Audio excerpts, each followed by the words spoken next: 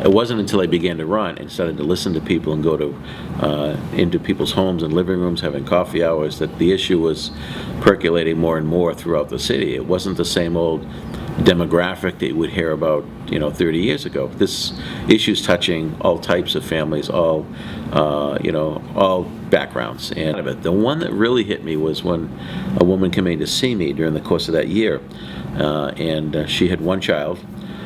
He was a graduate of Quincy High School, and he went right into the work world and working for a carpet laying company.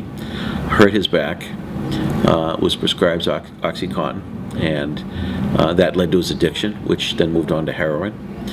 He had an up and down stretch. He had a fiance and a baby, and then unfortunately OD'd, and he died. It was this mother was his only child, and she was very angry. She didn't blame others for his poor decisions, but she was blaming the community in the sense of, when are we going to wake up and recognize this? This is a real issue, and that really hit me. And to this day, she sends me a photo of that youngster from time to time on how he's doing. That obviously that youngster will never know his father. So at the same time, the local paper had done a story a little bit about the amount of overdoses in our emergency rooms in the Boston area. So all of a sudden, the information was starting to flow, and the data was there that, hey, we got a problem. Well, there was a feeling at the time that, and I understand that in a lot of communities, you stick your head in the sand, you hope it goes away. You don't want to acknowledge you have a problem. It's much like the individual alcoholic themselves. Until they're ready to make a change, then, it's not going to be a change.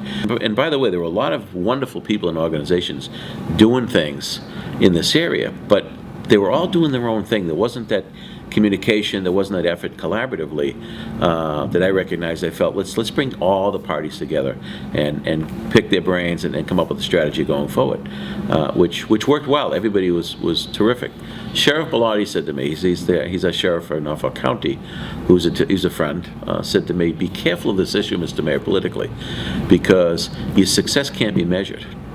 And that is very, very true. How many youngsters have we kept away from this issue because of all we've done? You can't measure that. So politically it was challenging, but you know what? The issue was too damn important to ignore.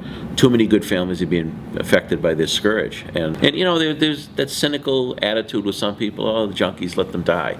But they're not junkies. These are kids, mostly young adults, that have a real challenge in life.